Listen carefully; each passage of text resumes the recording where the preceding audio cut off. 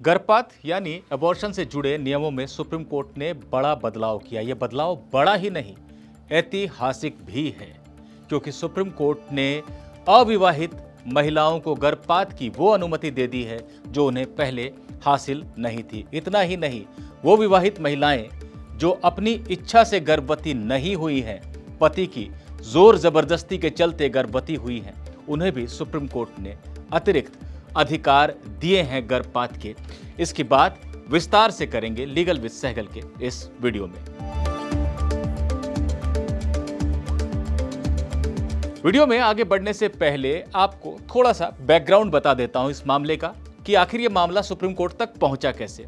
Supreme court में जुलाई के महीने में एक अविवाहित महिला पहुंची थी 25 साल की, जिसका गर्भ था 23 हफ्ते का। उसका ये कहना था कि दिल्ली हाईकोर्ट ने मना कर दिया है उसे गर्भपात की अनुमति देने से, नियमों का हवाला देते हुए, जो कि गलत है।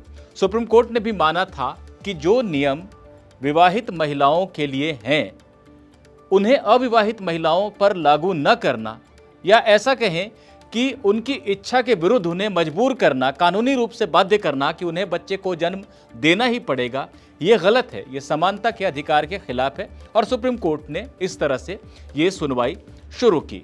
लेकिन कौन से नियम हैं जो सुप्रीम कोर्ट को प्रथम दृष्टया लगा कि ये खिलाफ जा रहे हैं अविवाहित महिलाओं के या समानता के अधिकार के, जिनकी बात वो महिला भी लेकर पहुंची थी जो सुप्रीम कोर्ट में आई और जिसके आधार पर चर्चा हुई। थोड़ी सी बात उसकी कर लेते हैं।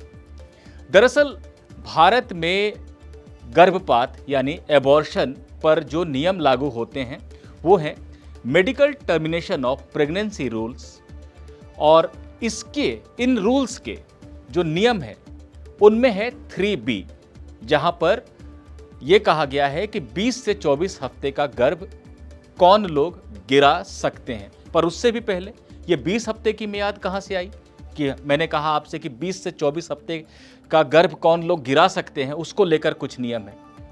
लेकिन 20 हफ्ते तक क्या? दरअसल 20 हफ्ते तक गर्भपात करवाया जा सकता है, ये 2021 में नियम बना था।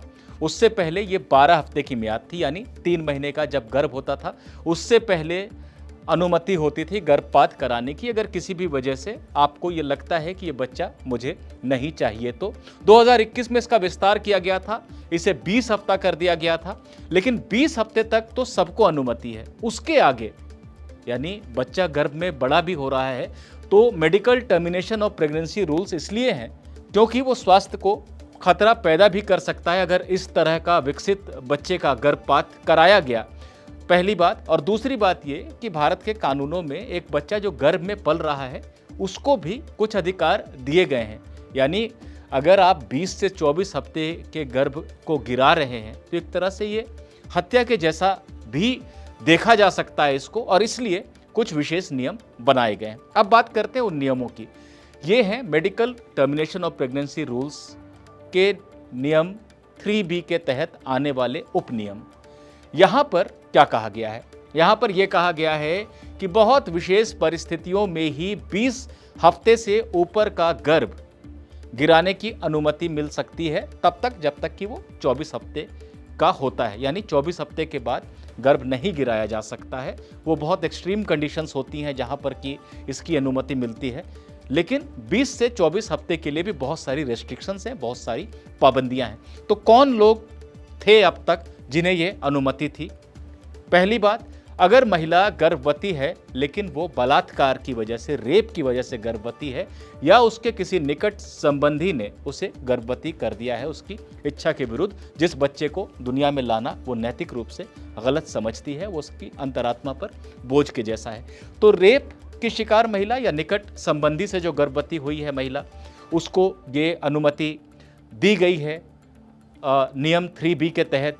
इसके अलावा ऐसी महिला जो विवाहित है लेकिन उसकी वैवाहिक स्थिति गर्भावस्था के दौरान बदल गई है, मतलब पहले शादी थी, शादी सही चल रही थी, लेकिन या तो तलाक हो गया या पति की मृत्यु हो गई, अब वो महिला नहीं चाहती है कि उस बच्चे को दुनिया में लाए। उसी तरह से अगर जो माँ है वो शारीरिक रूप से या मानसिक रूप से वो कमज़ोर है कि वो उस गर्भ के महत्व को समझ सके, बच्चे को दुनिया में ला सके, या फिर वो लाने के लायक ही नहीं है, शारीरिक रूप से कुछ उसकी ऐसी कमजोरी है। फिर अगर बच्चा जो गर्भ में पल रहा है उसके बारे में मेडिकल एविडेंस है, स्पष्ट मेडिकल जानकारी है कि वो बच्चा गर्भ में बचेगा नहीं, उसकी मृत्यु हो सकती है गर्भ में ही, या अगर वो दुनिया में आया भी, पैदा भी हुआ, तो वो ऐसी शारीरिक और मानसिक विकृति के साथ पैदा होगा कि उसका जीवन चल नहीं सकेगा आगे। तो ये बहुत विशेष परिस्थितियां हैं जहां पर कि 20 से 24 हफ्ते के गर्भ को गिराने की अनुमति कानून देता था अब तक। अब सुप्रीम कोर्ट ने क्या किया है? सुप्रीम कोर्ट ने ये माना है कि जो इन नियमों के तहत मैंने आपको एक बात बताई कि विवाहित महिला अगर उसकी स्थिति, विवाह की जो स्थिति है वो गर्भ में बच्चे के आने के बाद बदली है, यानी उसका तलाक हो गया है या उसके पति की मृत्यु हो गई है, तो उसको अनुमति है। सुप्रीम कोर्ट ने कहा है कि ये किस ज़माने की बात है, ये 1971 में ये कानून बना था, तब शायद ये माना जाता था कि अपनी इच्छा से गर्भवती तो विवाहित महिला ही होती है, लेकिन अब ऐसा नहीं है। अब लिव इन संबंध बहुत सामान्य बात हो गए हैं, ये कोई ऐसी अनहोनी बात नहीं है जिसे देखा नहीं जाता है। तो अगर कोई लड़की, कोई महिला और उसका पार्टनर एक बच्चे को दुनिया में लाने का फैसला करते हैं, वो अपनी इच्छा से गर्भवती होती है, लेकिन आगे चल के उसका सेपरेशन हो जाता है, उसका पार्टनर उससे अलग हो जाता है, तो क्या अब उस लड़की को आप बाध्य करेंगे कि नहीं, बच्चे को दुनिया में लाना ही होगा? क्योंकि नियमों में व्यवस्था नहीं है। नियमों में व्यवस्था है कि 20 हफ्ते से पहले तो आपने गर्भपात करा लिया तो ठीक है, लेकिन 20 से 24 हफ्ते तक जो नियम है वो लागू हो रहे हैं विवाहित स्त्री के लिए। सुप्रीम कोर्ट ने इसे गलत माना है, कहा है कि जमाना बहुत आगे चला गया है। तो सुप्रीम कोर्ट ने इसमें जोड़ दिया है, विस्तार कर दिया है इस नियम का, और अब अविवाहित लड़की भी अगर उसकी इच्छा नहीं है, उसका पार्टनर उससे अलग हो चुका है या कोई भी और वजह है, तो 24 हफ्ते तक गर्भपात करवा सकेगी, ठीक उसी तरह से जो अधिकार विवाहित महिलाओं को दिया गया है। ये अपने आप में ऐतिहासिक है, और उससे भी ज्यादा ऐतिहासिक एक बात आपको और बतानी रह गई है। वीडियो के शुरू में मैंने कहा था कि मैरिटल रेप को, यानी अगर पति ने जबरदस्ती महिला को गर्भवती बनाया है, भले ही वो उसकी पत्नी है, तो वहां पर भी सुप्रीम कोर्ट ने कुछ अधिकार दिए हैं। ये अधिकार क्या है? देखिए, सबसे पहले तो मैरिटल रेप की थोड़ी सी बात कर लेते हैं। अगर आप वाकिफ हैं इससे तो आपको लगेगा कि ये बेकार में बताई जा रही है बात, लेकिन अगर आप वाकिफ नहीं हैं तो आपको जान लेना जरूरी है। अब एक अवधारणा बहुत सारे देशों में चल निकली है, और ये अवधारणा भारत के कानूनों में जगह बनाने के लिए फिलहाल संघर्ष कर रही है। सुप्रीम कोर्ट को फरवरी में इस पर सुनवाई करनी है कि अगर पति पत्नी से जबरदस्ती संबंध बनाता है, उसकी इच्छा के विरुद्ध बनाता है, तो क्या इसे रेप माना जाए? क्योंकि रेप से जुड़ी जो आईपीसी की धारा है 376, उसमें अपवाद रखा गया है कि पति ने पत्नी से संबंध बनाया है तो वो रेप नहीं माना जाएगा। लेकिन अब ये मांग उठने लगी है कि संबंध बनाया है वो रेप नहीं हो सकता है, लेकिन जबरदस्ती बनाया तो उसका क्या?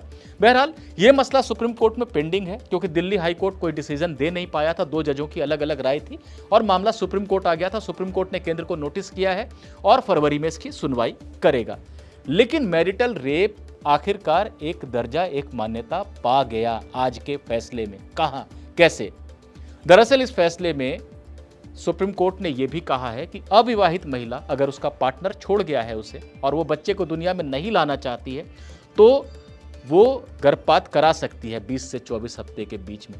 उसी तरह से विवाहित महिला अगर वो अपनी मर्जी से गर्भवती नहीं हुई थी, उसके पति ने उससे जोर जबरदस्ती की थी और उसके चलते वो गर्भवती हुई है, तो वो दायरा जो इस बात पर लागू होता है कि 20 से 24 हफ्ते के दौरान कौन गर्भपात करवा सकता है, वो छूट वो इस महिला को भी होगी जो अपनी इच्छा से गर्भवती नहीं हुई है। सुप्रीम कोर्ट ने साफ तौर पर कहा है कि मैरिटल रेप को हम इस मामले में, यानी एमटीपी के मामले में, medical termination of pregnancy rules जो हैं जिनकी हम बात कर रहे हैं, उसके मामले में हम मैरिटल रेप को दर्जा देना चाहते हैं कि हाँ ये होता है, और अगर महिला अपनी मर्जी से गर्भवती नहीं हुई है तो उसे गर्भपात का अधिकार मिलना चाहिए।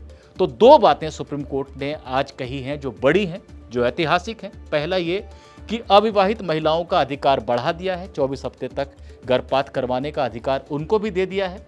और दूसरी बात, जो महिला अपने पति की जोर जबरदस्ती के चलते गर्भवती हो गई है, उसको भी अधिकार दिया गया है कि वो 24 हफ्ते तक गर्भपात करवा सकती है।